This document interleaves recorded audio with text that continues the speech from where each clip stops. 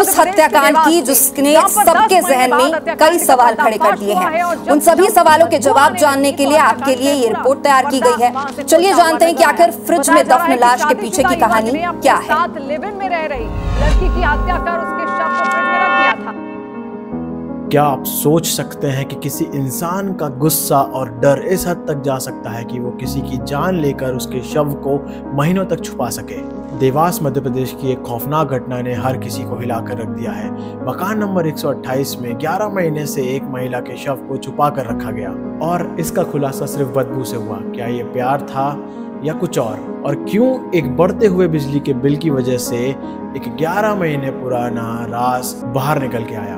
तो चलिए इस राज को जानने के लिए वीडियो में पूरी तरीके से बने रहिएगा। मैं आपका दोस्त और इस चैनल का होस्ट अरुण प्रताप सिंह आप सभी का स्वागत करता हूं और ये कहानी है The Horror of Devas।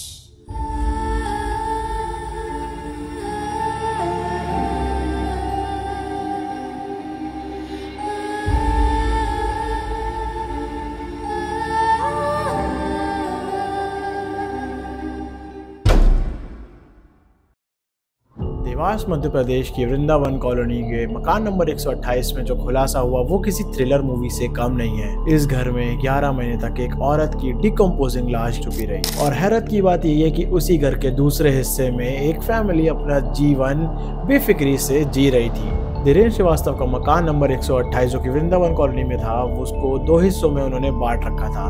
बीच में था उनके स्टेयर्स जो कि ऊपर जाते थे और एक तरफ था उनका किचन, एक रूम और एक बाथरूम और दूसरी तरफ था एक हॉल और 2 कमरे। और उन दोनों को जोड़ने वाली जो मिडल रूम की सीढ़ियां थी वो ऊपर वाले फ्लोर में जाती थी जहां पर मकान मालिक धीरेन्द्र श्रीवास्तव जी का सामान रखा हुआ था। जुलाई 2024 को उज्जैन के रहने वाले बलबीर राजपूत जी ने वो घर किराए पे लिया। बलबीर राजपूत उस घर में अपनी एक वाइफ और 2 बच्चों के साथ रहना शुरू कर दिए थे और उन्होंने कई बार मकान मालिक जो कि दुबई में रहते थे उनसे बोला था कि मुझे वो बंद हुए 2 बेडरूम भी वापस से चाहिए क्योंकि मुझे अपने बच्चों के लिए एक सेपरेट रूम बनाना है जहाँ पे वो पढ़ सकें। और कई बार मकान मालिक से बात करने के बाद फाइनली मकान मालिक धीरेन्द्र श्रीवास्तव बोलते हैं कि ठीक है तुम जाओ उस कमरे को खोल लो। बट वो कमरा काफी समय से लॉक था क्योंकि वो कमरा उनके प्रीवियस किराएदार का था जो ये बोल के गया था कि अभी मैं जा रहा हूँ और कुछ समय बाद अपना सामान भी ले जाऊंगा। पर ऐसे काफी महीने निकल जाते हैं पर वो अपना सामान लेने नहीं आता है, ना ही उसकी कोई अनक भनक पड़ती है। तो फाइनली उस कमरे के ताले को तोड़ा गया और अंदर जब बलबीर जी और उनकी फैमिली गई और साफ करने वाले कुछ लोग गए तो उन्होंने देखा कि वहां पे एक जो फ्रिज है कमरे के बीच में जिसके आगे कुछ गद्दे वद्दे पड़े हुए हैं, कुछ लोहे का सामान वाली अलमारियां पड़ी हुई हैं। उन्होंने बोला कि यार बिजली का बिल बहुत आएगा इसलिए फ्रिज को बंद कर देते हैं। और काफी ना जाने कितने समय से ये फ्रिज चल रहा है और इसकी वजह से ही शायद बिजली का बिल बहुत ज्यादा आ रहा था। तो वो उस दिन उन सफाई कर्मियों के साथ उस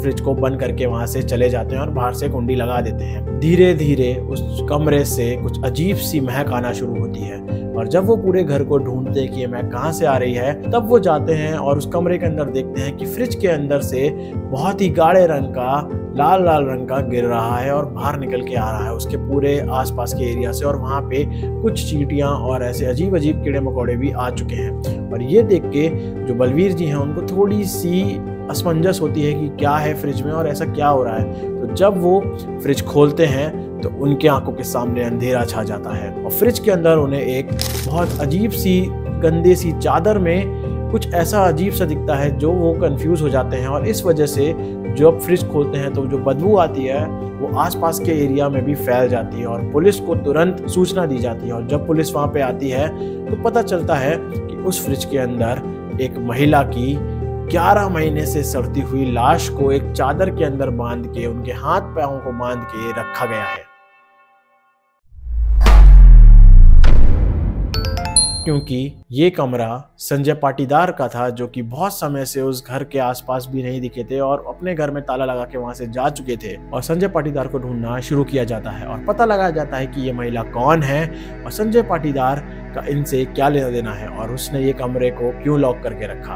अब सोचिए एक बिजली का बिल बचाने के चक्कर में एक फ्रिज को बंद कर दिया गया और उससे बदबू आने की वजह से उस फ्रिज के अंदर 11 महीने पुरानी एक महिला की डेड बॉडी मिलती है जिसको अजीब अजीब तरीके से बांध के रखा गया था और पुलिस संजय पाटीदार को उज्जैन से गिरफ्तार कर लेती है। और जब उसको कस्टडी में लिया जाता है तो वो कुछ ऐसी बातें बताता है जो कि पूरे आसपास के एरिया के साथ साथ आपको भी अनईजी फील करवाने के लिए कम पड़ने वाली हैं। तो जब उससे पूछते हैं तो वो बताता है कि वो डेड बॉडी पिछले 11 महीने से उसने उस फ्रिज में छुपा के रखी थी और वो और किसी की नहीं बल्कि 3 साल से उसकी लिव इन पार्टनर 30 वर्षीय पिंकी उर्फ प्रतिभा प्रजापति की थी, जो कि उनके साथ 2022 में मिली थी और वो एक फैमिली फंक्शन में आपस में मिले थे, जहां पर पिंकी और संजय के बीच की नजदीकियां बढ़ने लगी। और ये देखते हुए पिंकी के जो पेरेंट्स थे और उनकी फैमिली थी, उन्होंने मना किया कि ये इंसान तुम्हारे लिए सही नहीं है और इससे तुम दूरी बना रखो। बट पिंकी उर्फ प्रतिभा उनकी बात में नहीं आती हैं और अपनी फैमिली को नजरअंदाज करते हुए वो संजय पाटीदार के साथ रहना शुरू कर देती हैं।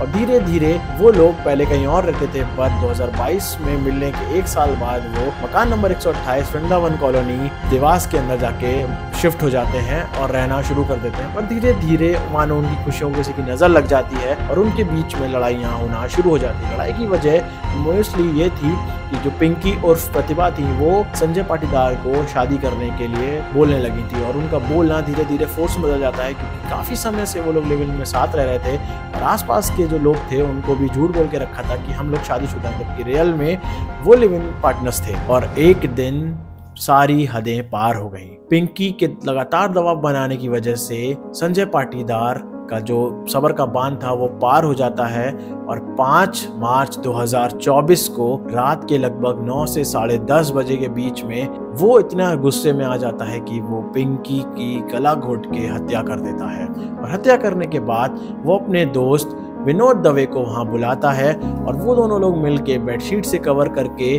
पिंकी की बॉडी को उसी फ्रिज के अंदर रख देते हैं और फ्रिज को ऑन कर देते हैं ताकि उनको कोई भी परेशानी ना हो, ना ही कोई सबूत मिले। और वहां पे उस फ्रिज के बाहर वो लोग पुराने बर्तन, बेडशीट और अलमारी वगैरह लगा के चले जाते हैं। और तभी वो श्रीवास्तव जी से बोलता है, जो मकान नंबर 128 के ओनर थे और दुबई में रह रहे थे, कि मैं तो यहाँ से जा रहा हूँ कि मैं अपना सामान ले जाऊंगा। बट उस बीच जब तक वो उस घर में रहा तो जो पड़ोसी हैं वो बार बार पिंकी के बारे में पूछते थे कि एकदम से पिंकी कहाँ चली गई, क्योंकि पिंकी जो थी वो बहुत ज्यादा भगवान विष्णु को मानती थी और एक तिथि वाले दिन वो आखिरी बार दिखी थी। और हर्ष की बात तो ये है कि उसी तिथि के सेम दिन उसकी बॉडी का भी पता चला 11 महीने बाद, जब फ्रिज में से बदबू आना शुरू हुई। तो वो अपनी पिंकी के बारे में ये बताता था लोगों को कि उसकी मम्मी की तबीयत बहुत ज्यादा खराब है, इस वजह से वो अपने मायके चली गई है उनकी सेवा करने के लिए। ये तो मार्च तक थी वो लेडीज, तो मार्च में देखी थी, मार्च के बाद मैंने देखी लेडीज। अच्छा था व्यवहार, तो अच्छा था, सब व्यवहार तो पूरी कॉलोनी को मालूम अच्छा था। वो सिलाई करती थी,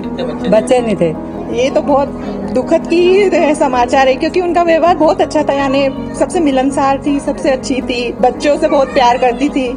उनके खुद के बच्चे नहीं हुए थे, ट्रीटमेंट चल रहा था, बाकी नहीं हुआ। और लोग भी धीरे धीरे करके भूलना शुरू कर जाते हैं। और वहीं पे जब नए किराएदार आते हैं मकान नंबर 128 में, तब जाके इस खतरनाक दबे हुए राज का पर्दाफाश होता है। और क्योंकि पिंकी ने अपनी फैमिली के अगेंस्ट जाकर संजय पाटीदार से लिव इन रिलेशनशिप में रहने के लिए हामी दी थी, इस वजह से उनकी बॉडी को भी उनकी फैमिली से कोई लेने देने नहीं आया और आसपास के लोगों ने ही मिलकर उनकी बॉडी को पोस्टमार्टम के लिए भेजा और बाद में उनके फाइनल राइट्स को कंप्लीट किया गया।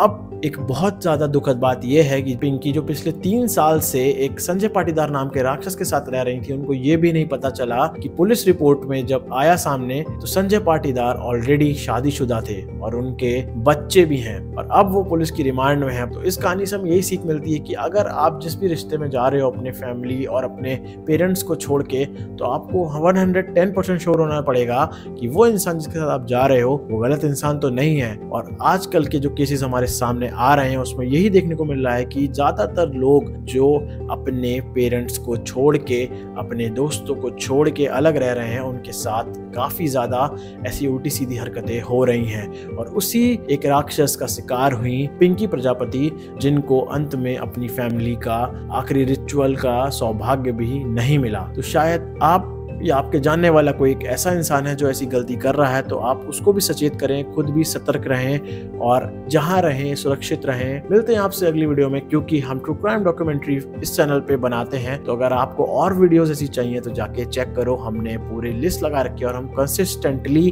तब तक पोस्ट करते रहेंगे जब तक हमारे 2025 में 10,000 सब्सक्राइबर पूरे नहीं हो जाते। अगर आप वीडियो में यहाँ तक बने हुए हो तो प्लीज कमेंट करो, ऐसा केस है तो कमेंट में बताओ, और इस केस के ऊपर जो भी अपडेट आएगा वो आपको डिस्क्रिप्शन में या फिर कमेंट में मिल जाएगा। तो स्टे सेफ, बी हैप्पी, जय हिंद, जय भारत।